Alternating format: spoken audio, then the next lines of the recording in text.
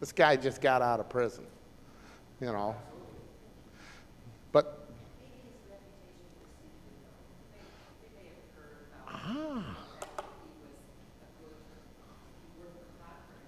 yeah. Word of mouth is important, you know. That's, you know, something I learned very quickly in the corporate world.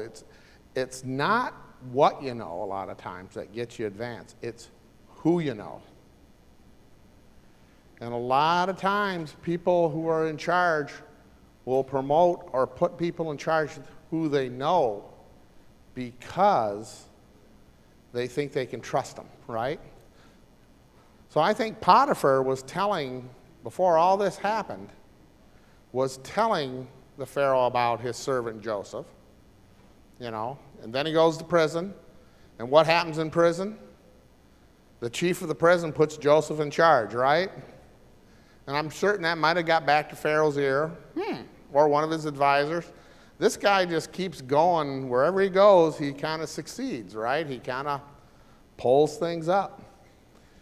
And then the chief steward tells the dream. He doesn't tell Pharaoh right away, but after Pharaoh has the dream, he says, hey, there's this guy in prison who can interpret dreams. And Pharaoh might start putting two and two together. Hey, this is this guy that seems to, wherever he goes, good things seem to follow him. And I also wonder if this Pharaoh might have heard about Abraham and might have put two and two together that this guy was from this connection, this family. I don't know, because Abraham had some dealings in Egypt.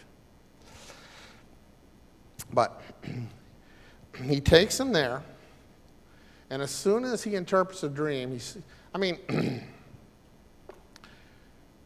you got to have some courage to interpret this dream, right?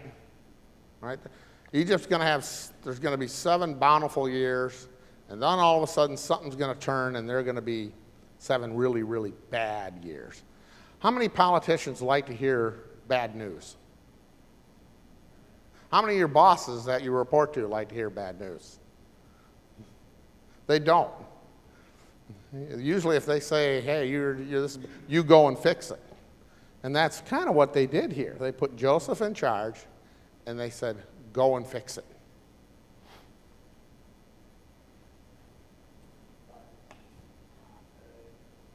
Joseph got to prison because he doesn't want to sin against God. Yes. Now, Joseph has a dream, but Pharaoh has a dream, and Joseph presents the same God to Pharaoh. He said, not my knowledge, Yes. but it's God's knowledge. Yep. Look at that. This is one of the more deep message from Joseph to Pharaoh. Mm-hmm. Maybe they remember the story of Abraham. It was about probably 80 years Mm-hmm. in that distance. Maybe this was different Pharaoh. Mm-hmm. But some remembers still exist. Yeah. But look at that. This is bigger picture that we know. Yeah. Abraham has a message that your people will be in Egypt. Yeah. You know? Now, that people has been taken by Pharaoh, Mm-hmm. but they don't believe. Yes. Yes. Well, Pharaoh kicks Abraham out, right? Yeah, and much more. Yeah. We will study Yeah. after that. Yeah. The Pharaoh gave them privilege. Oh, yeah, he gave him privilege. And Abraham is no slouch in Canaan. He wins a big battle against some of the kings, and he's known as a prince. Remember when he wants to buy the tomb for his wife? And the other the other members or the people in the Levant or in Canaan, they say, you're a prince among us. We'll just give you it. And he goes, no, I want to buy this. At this time, there's a lot of fighting for that area. And Abraham is kind of seeing them. When they say he's a prince, they kind of recognize he's something special, And this guy, Joseph, they're beginning to recognize as something special because in Genesis 41, verse 45, Pharaoh gave Joseph a new Egyptian name, Paniah, which means, if we can get this to come up, God speaks and lives. He doesn't say gods. He's using a singular term here. God speaks and lives. So Pharaoh's views are beginning to change here, right? I think it's interesting, too, because not only did Joseph interpret the dreams, he also enthusiastically gave Pharaoh a plan. Yes, he Told him what did. to do about it. He did. How he could go about, preserving the food in 1/5 of Egypt. And so he really was impressive. Yeah. Joseph saw his opportunity. Well, I don't know if he saw his opportunity, but he knew what to do, right? And what else does the Pharaoh, besides giving him a new name, what else does he do? Gave him his second chariot to ride around in. Yep. Said that people were going to bow to him. He put him second in charge. All the people are going to bow to him. He says, the only person who's higher than you is me. But he also gives him a wife. The daughter, I can't say these names very well, Esnath, the daughter of Potiphar, the priest of On. So he is giving the daughter of the religion class, the priest, as a wife to Joseph, saying, and this is the God of the sun, who, if I remember in the Egyptian pantheon, that's like number one in their pantheon. And he's saying, I'm going to give your daughter to this guy because his God is more powerful than your God. This is a significant political thing, what's going on here. And Joseph has 2 sons. Joseph had no choice. Did he have no choice? Well, yes, you're right. You know what? I think if you're in this situation and you have, you're being made number one, and God is, you're getting offered a wife, and we look at, we look at things in our day. You get married. Not that Joseph didn't love his wife. I feel he did. But marriages back in those days were very much, how should I say this? People did marry for love, but a lot of it was contracts. Other reasons, yes. Political, very good. Political or economical to move up in. So I'm not sure that, and who knows, she might have been very pretty, so Joseph may have known her too, may have had some dealings, but she might have been of good character. He said, I'm coming out on top here. I think I'll do this. And he has 2 sons, right? Ephraim and Manasseh. Manasseh's the older one. And I like what he says about these things. I just, how he says this about Manasseh, which means God is causing me to forget. And Ephraim, the term means fruitful. He's causing me to forget, and he's making me fruitful. So Joseph is now kind of setting into his new life, right? And God has blessed him. I think that's a lesson for us, right? What if Joseph was just angry and just harbored in his heart what his brothers did to him and really wanted to go after him? Would he have accepted the daughter in his position? Or would he have been storing up money and said, I'm going to go back to Canaan and do my brothers in. I'm going to make them rule the day they ever did that to me. He's not doing that, isn't he? What? He in a way has already done what? He has forgiven his brothers.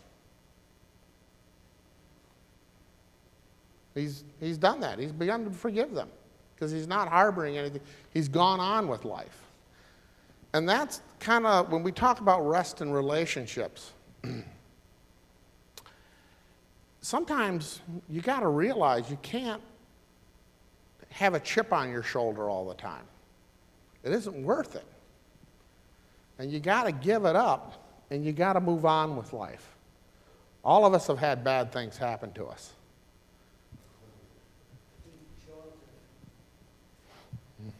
Joseph forgave his brothers even before they asked him. Well, I think that's true. I think that's we're seeing that here.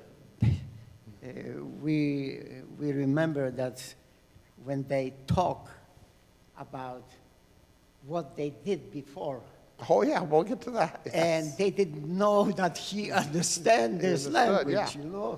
and they already blamed themselves. And Reuben said, "You see, I told you."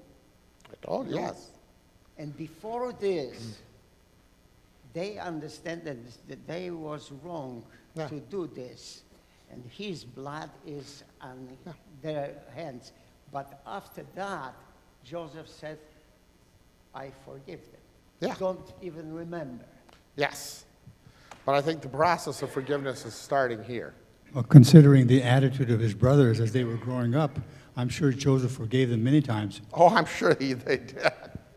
And they should have forgave him for his dreams, him telling them their dreams and so forth, instead of harboring them against them. But when you live in dysfunctional families, people tend to keep score, don't they? That's one of the things I found out. You know, people do that. On Wednesday's lesson, it says that forgiveness is a choice, not a feeling. And I think that Joseph, it took him 13 years just to go from slavery to being under Pharaoh. And then they had 7 years of feast, and then it wasn't for another 2 years after that before his brothers started showing up in the famine. Mm-hmm. Yeah. So it was quite a few years that had gone by. Yeah. Oh, yeah. Well, if we go to that,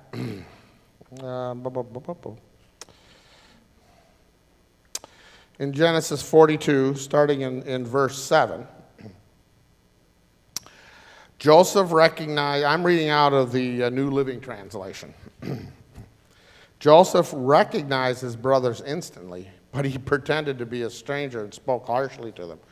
"Where are you from?" he demanded. "From the land of Canaan," they replied. "We've come to buy food."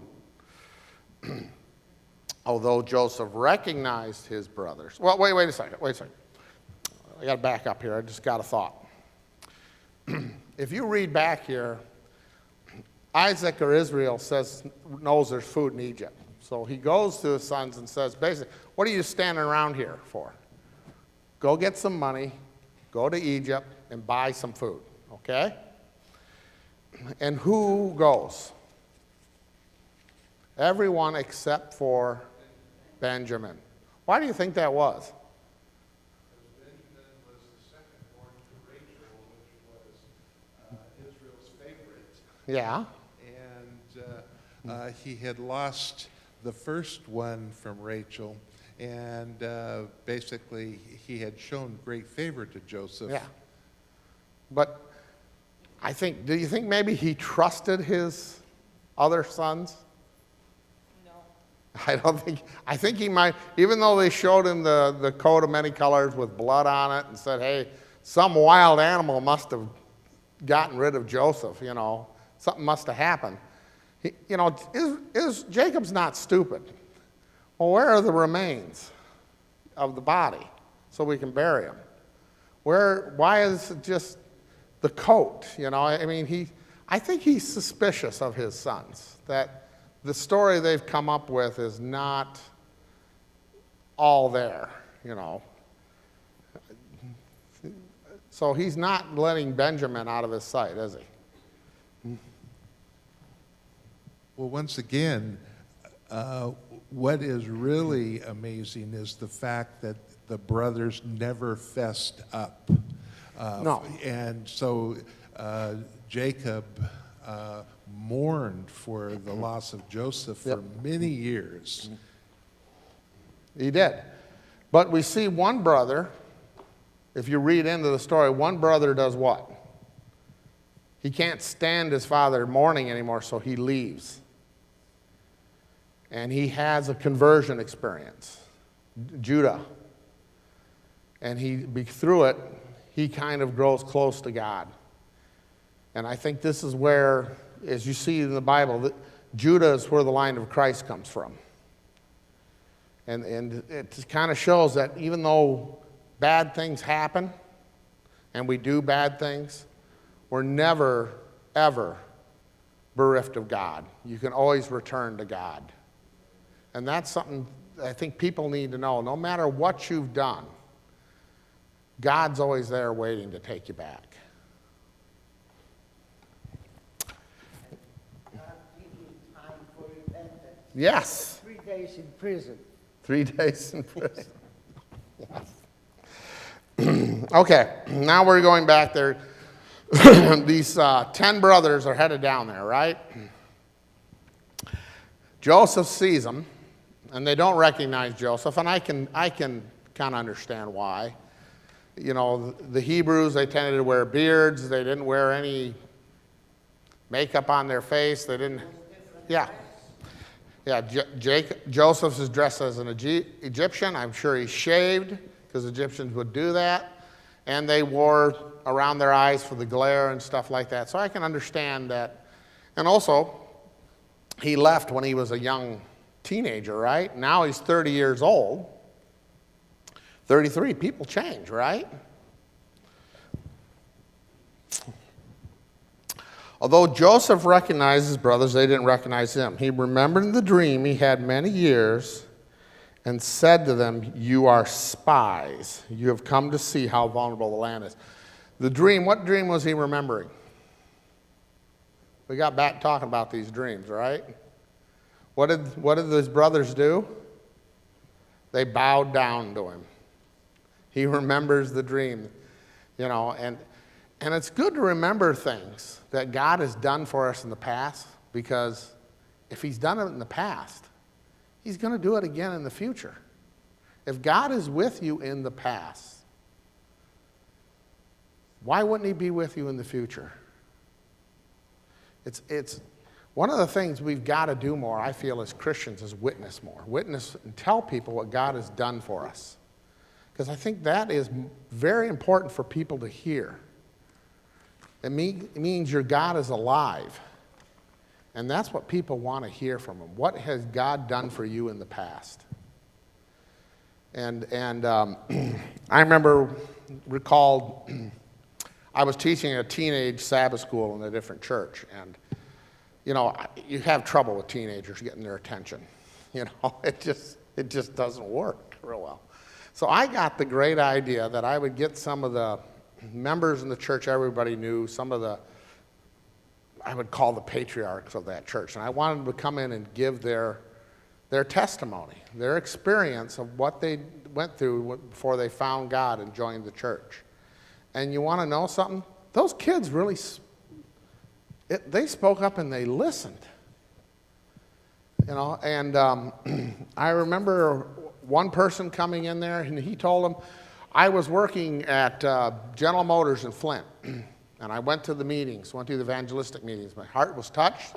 He was going to become a Christian, and his boss told him, if you don't show up to work on Friday night, you work the night shifts, you're fired.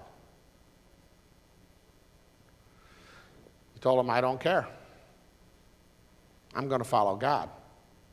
That night, he said his wife was just wringing her hands, wondering what's going to happen to him, because he said it's going to be all right. He followed God. Sure enough, next day he was fired. He went out, became a contractor, highly successful, became more successful as a contractor than he ever would have been as a line worker in a plant. He decided to follow God. And I know that even some people don't follow God and bad things happen. But when those kids heard that story of how he was faced, he had children, babies, and he's saying, I'm going to follow God no matter what happens, that really meant something to him. You know, that was quite a testimony. And I think our children and everyone needs to hear how God has been with us in the past. That means a lot. And I love to hear the stories of the missionaries, how they have, you know, God was with them. I have a brother-in-law who grew up in the mission field, and he's got stories, you know, and you just listen to some of these, and you're like, whoa. But they're there, they're true, and you remember these things. So I think that's important. I kind of digress there, but I do that from time to time. So I'm sorry about that. It's okay. Well, you were a missionary's kid too, yeah. I remember your story about the snake biting you. Okay. All right. So Joseph is treating his brothers a little harshly, right? Why do you think he's doing that? Testing. Well, I think also he says that he can count, can't he? Right? There's 10 of them there. There should be 11. Where's number 11? You know? And also their father isn't there with them. So where's him? So I got a feeling he is...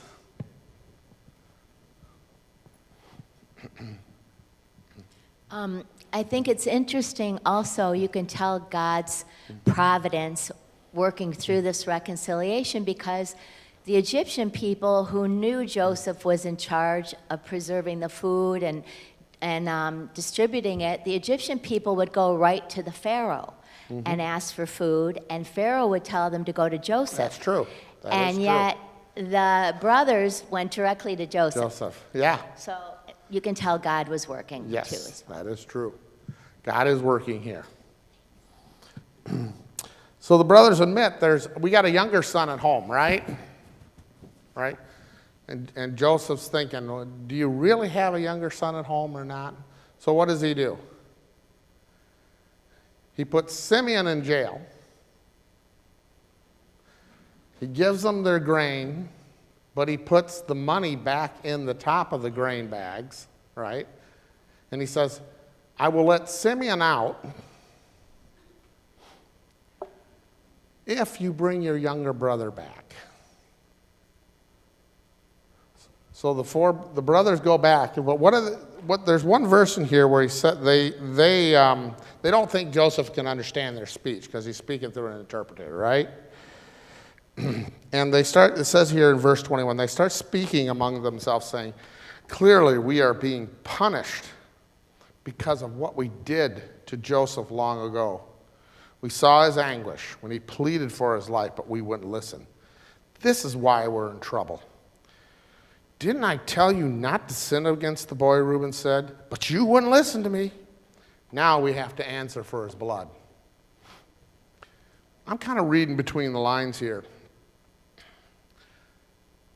How many people have this idea, if you do good things will follow. If you do bad things will follow? In society today, that's called karma. Does it really work that way? Pardon? Sometimes, but there's a lot of times where you do good things and you don't get good things, right?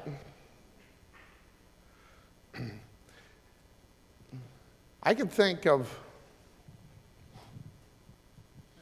Well, it's when we are about to give tithe, many times we get in this mindset, okay, now that we're given 10%, God's going to bless us with much more. And then they find that sometimes those blessings don't come through. Or they're not the blessings they want. And then they become disappointed and said, well, forget this. Yeah, they're exactly right. Another topic. I was just thinking about how maybe Joseph, first I was thinking maybe he was just sticking it to him, but like, haha. But then I was thinking, maybe that was his way of bringing back to their memory what had happened. Was it something that triggered them to think back and to realize what they had done? So kind of prodding them by what he was doing to create a sense of, needing to ask forgiveness. That is true. But I think the brothers their conscience have been bothering them ever since then. I think we see that with Judah leaving the camp and with this discourse, because let's face it, bad things happen all the time. When the power goes out, when you have storms, do we think, oh, it's because of something bad I did, that's why God let my power go out? No. We kind of realize we live in a bad world, we live in a sinful, bad things happen. And it's not because we did something wrong. I don't believe in a God like that where he's keeping score, where he says, well, you did 3 good deeds today, I think I'll reward you. And you did 3 bad deeds, well, now I'm going to punish you. I don't think we have a God that works like that. Bad things can happen to good people. Yeah, bad things can happen. Oh, yes, you better believe they can. And good things happen to bad people. And I think we all sit back and we wonder. And also, though, Paul says that God's not mocked, and whatever you sow, that you'll reap. Oh, also. yeah. There's Yes, another that is way true. of looking at it, too. There is that play, yes. If you're not going to be a good dad, you're probably not going to have a good family, right? Those things, what you sow, reap.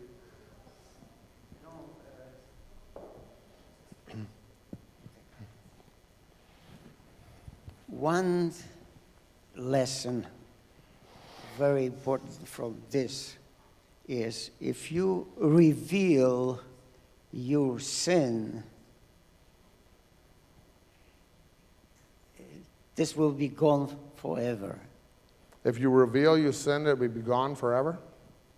Revealing your sin like they did to Jacob Yes.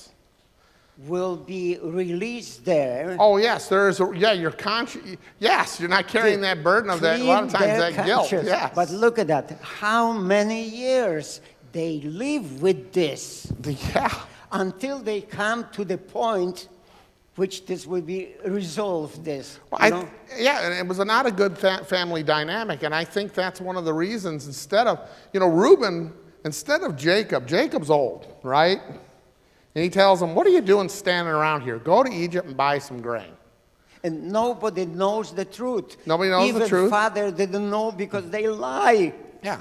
They brought this garment, and they show that this is so much blood. Yeah. You see? And they make story about this. And with that story, dirty story, Yeah. they lived for so many years. I think it destroyed the family dynamic because now, Joseph looked like the guy who was going to take charge of the family. They got rid of him, the brothers did. So now nobody's really in charge anymore. And so where Reuben should have stood up and said, I'm going, this is the plan, everybody's sitting around waiting for Jacob to tell them the plan.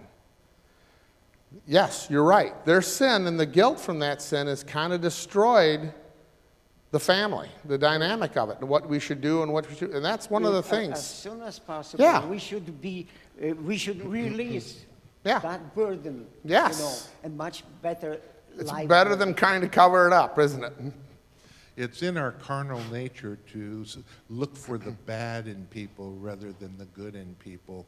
And so when we think about a person that, let's say, has made a mistake, well, we think, oh, that's this guy who tripped up here. That's Yep. the first thing that comes to our mind, and that's Satan basically running that DVD in our head Yes. to get us to look for the bad in others rather than for the good. Yeah, he does do that, doesn't he? I don't like Reuben's response here when he says to them, didn't I tell you not to sin against the boy, Reuben asked, but you wouldn't listen, and now we have to answer for his blood. Reuben's trying to kind of absolve himself, isn't he? He said, if you would listen to me,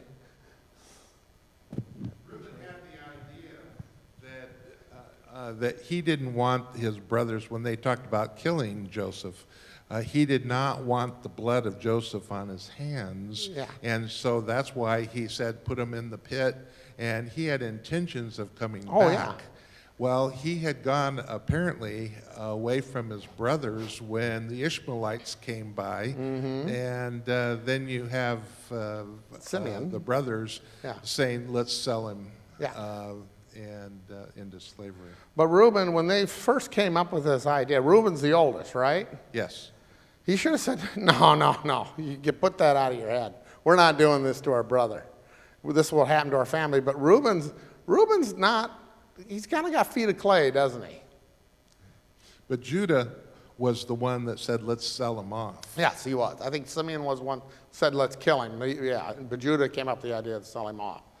But Reuben should have stood up. He was the oldest and said, we're not doing this. And he doesn't do it. But here he's saying, you know what, if you just would have listened to me. I'm a little bit less guilty than the rest of you. You know, Reuben winds up not being well remembered in the Bible, you know, because of some of the things he did. And when they come to the promised land, the tribe of Reuben doesn't cross the Jordan. It stays on the other side. You know, and I think that you kind of see some things that are in play here that might have been something about his character that would have hurt his descendants. And so when God says your sins will lead to the first and the fourth generation, we're kind of seeing that interplay here with Reuben. So they go back, the sons, right? They go back to Jacob, and they tell him, here's the grain, right? And for some reason, miraculously, we got our money back. I got a feeling that Jacob was thinking, yeah, miraculously. You stole the grain, didn't you? You know, but he doesn't accuse him of anything. But they said, Simeon's not here. He's in jail. And if we got to go down there again when this grain comes out, we got to take Benjamin with us. What's Jacob's reply? No way. No way. I lost Joseph. Now I've lost Simeon. As far as he's concerned, Simeon's dead, right? He says, you lost him, and I'm not going to lose Benjamin. And Reuben goes and says, hey, if I don't come back with the boy, you can kill my two sons. And I kind of just wonder at that statement, you know, what he thought of his father and so forth. But, if some of you want to see smiling there. No, I had similar thoughts. Yeah. One thing that I think is real interesting about all the interplay, whether you're looking at the lack of repentance early on and how much of a burden it is for all the years that the brothers have gone through, that they're carrying it, and the ability of Joseph to have forgiveness and not have the burden of carrying bitterness and anger and all that through all those, you know, same years, and the blessings that Joseph received. Not unlike earlier in the quarterly, where we were looking at how complicated David made things when he was going to take care of Uriah and all that. So we work hard because of the influence of Satan to cover our tracks. Yes. And the more we do that, and more complicated it becomes, the more of a burden it becomes for you, not only from the repentance side, but the lack of forgiveness works the same way. And that's why love is so important in both circumstances. Yes. Yes. One thing that I keep wondering is, like, Joseph was free from slavery, free from jail, long time before he saw his brothers. And he was second in power. Why did he not seek to see if his dad was alive and even seek to go see his father before he saw his brothers come? Which, I mean, it's kind of like, why? I sometimes wonder that too, but I think sometimes, and I think this is where Joseph is, he's moved on from that. You know, he is now in this position in Egypt. He has a wife and 2 children. I'm sure he still loved his father. He probably thinks about Benjamin. But he may be saying, what good can come of me to go look back at this? I have a task now. I'm number 2 to Pharaoh. My task is to make sure this grain lasts 5 years. And that, you know, my job, I have X number of suppliers on my deck, and it keeps me pretty full every day. And then I have a wife and 2 daughters, and that kind of keeps me full all day. And then always seems like something else comes up. Oh, you know, when this thing happened, and I'm pulling these 2 night shifts to help out. After Friday, about 3 o'clock, 3:30 Friday, I figured the day was over. I worked to get my work out, and I look out the window and said, my lawn isn't mowed. It looks horrible. So start up the lawnmower. I mowed the lawn before the Sabbath started, because you gotta put things down. You get busy. Yeah, but remember, even though it doesn't say it, all through this time, he is following God's direction. Yes. So even though it's not said, I think there's an implication that the things that he's been given to do, I think there's a daily relationship. Yep. And that God is directing him every day for what he's supposed to be doing. So that wasn't in the cards at that point. It wasn't in the cards. So then he was able to fulfill the part of being able to save how many people, Yep. you know, because of that task that was given to him by the Lord. Yep. It wasn't Reuben that convinced his father to No. send Benjamin, it was Judah. It was Judah, and I'm trying to get to that, but the internet's out, so my tablet's sitting here giving me the spinning of death, and it's just pooped out. So, Uh-oh. So they should have put Judah into jail for those days instead of Simeon. well, I think if I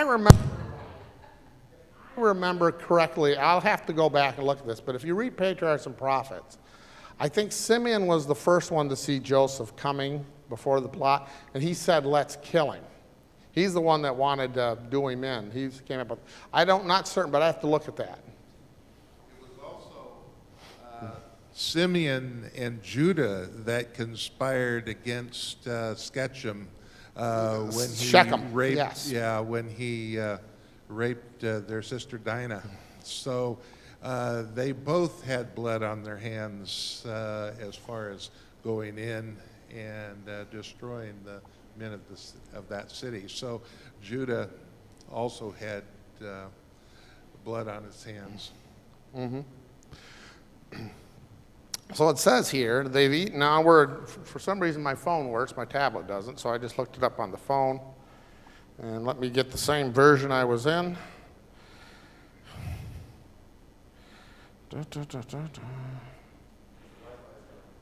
Yeah, it's working off the data.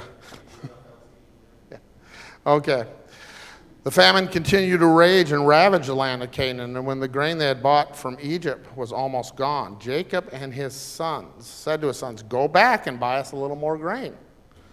But Judah said, the man was serious when he warned us. You won't see my face again unless your brother is with us. If you send Benjamin with us, we will go down and buy more food. But if you don't let Benjamin go, we won't go either. Remember the man said, you won't see my face unless your brother is with me. And Jacob says, why were you so cruel to me? Why did you tell him you had another brother? The man kept asking us questions about our family, they replied. You know, I'm wondering if someone is not putting these, have you put 2 and 2 together? You know, you sent Joseph into Egypt, but they're not.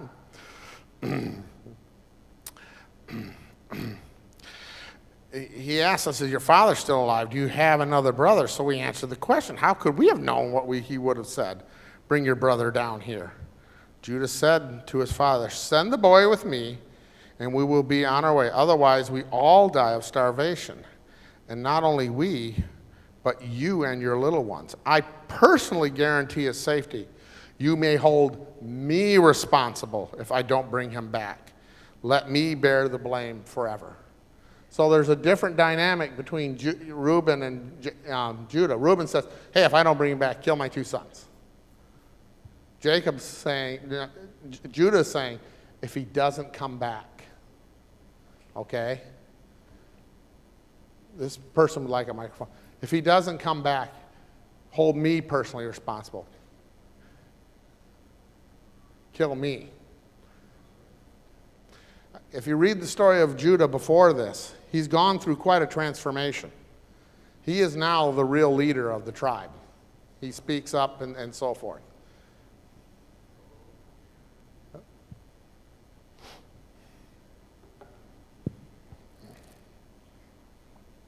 You know, what's interesting to me is all that what's played out here played out through Christ, right? Mm-hmm. He was put in prison, the priests, you know, the jealousy.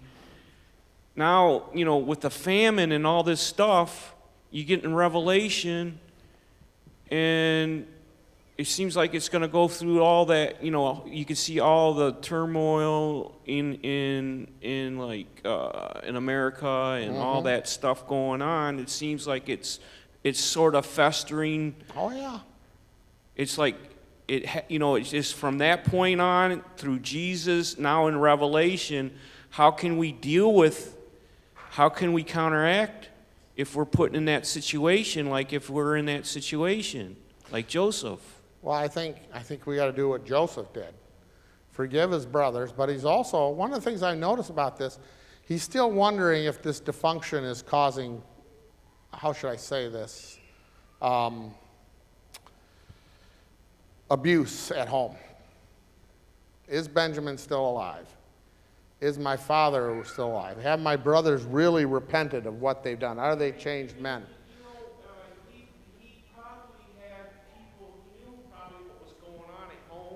And he knew everything was all right at home because he was a leader, right? Well, maybe, but you got to remember, this is not, there's no telephones, there's no internet. You know, you might get... He could have sent out a horseman and they could have, went to the land and he probably knew. He probably knew. He trusted the Lord, yes. But also I think it's funny, and that's one thing, we can forgive others and we should forgive. But if there's an abusive situation, we can't let the abuse, we can't forgive and just walk away. You can't let the abusive situation continue. You've got to do something to say, this needs to stop. And yes, we can forgive and we should forgive, but we also should take action to make sure things are set right. It's hard to do.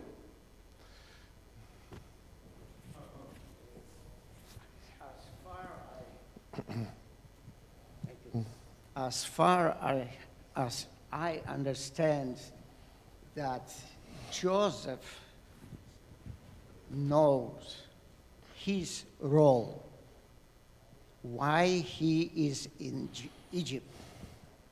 Right now, he probably during that time, everything, even that dreams come to his mind, and he discussed with himself his own way in Egypt. How he was vindicated from prison to Pharaoh, office. Yeah. And I like to say that we should remember that when God lead us, He promised that He will be winner. And in this case, Joseph see by his work, first, he represents God. This is very important. And the second thing, he, by himself, doing everything what is God said and God predict. Maybe maybe God revealed to his mind that area which God gave to Abraham, that you people will be in Egypt. But we, in our lesson, we will see that this is the real thing. Yeah. And very important, whenever we are, we should represent not ourselves, our Creator. Yes. I think I'm running out of time here. We're coming to the close. I might be out of time already. Before we do, I'd encourage you to read the rest of the story of how this interplay, how he gives Benjamin like twice as much food as his brothers, and the silver cup in his sack, how he's really trying to bring out of his brothers, are they changed men? But there's something here at the end. They have these discussion questions in the Teacher's Quarterly, and the person who did this, Mr. and Mrs. Klingbeil, they wrote the lesson. They take this question out of Desire of Ages, or this quote. It says, God never leads his children otherwise than they would chose to be led. If they could see the end from the beginning and discern the glory and the purpose for which they are fulfilling as co-workers with him. That's Desire of Ages, pages 224 through 225. So, if we could see the end from the beginning and all the things that would happen in her life, and in this passage, she's talking about John the Baptist, who Jesus said was the greatest man who ever lived, and who died alone in a dungeon. She's saying, if you could see the end from the beginning, we would not choose anything else than God's plan for our lives. And I think that's important to remember. And that ties into, on Thursdays, Genesis 50:20, and I think it's 20:21, really. But as for you, you meant evil against me. Yes. But God meant it for good, in order to bring it about, as it is this day, to save many people alive. Now, therefore, do not be afraid. I will provide for you and your little ones. And he comforted them and spoke kindly to them. So when you think that's what you're talking about, is that we don't know the end, we don't know why horrible things happen, but the Lord will use it. He doesn't provide the evil. No. But he uses the evil, he uses the situation. Turn it into something good. Turning it into maybe something much better than it ever would have been. Yep. And those are the things we have to remember. If God is calling us one way and we say, Lord, I don't want to go that way, maybe we should look back at these verses and say, all right, God, if you want me to go that way, I will go. I think we're out of time. Again, I would encourage you to read the rest of the lesson. And why don't we all bow our heads for prayer. Dear Heavenly and Gracious Father, this story of Genesis of Joseph, I think is an important one. Joseph represents you well. Because of our sins, you had to die on a cross for us. But you said, Father, forgive them. May we realize we are truly forgiven. May we not carry this burden around like these 10 brothers did. And may we know we are forgiven. Lift up our eyes and look at you and follow the path you have given us. In thy name forever. Amen.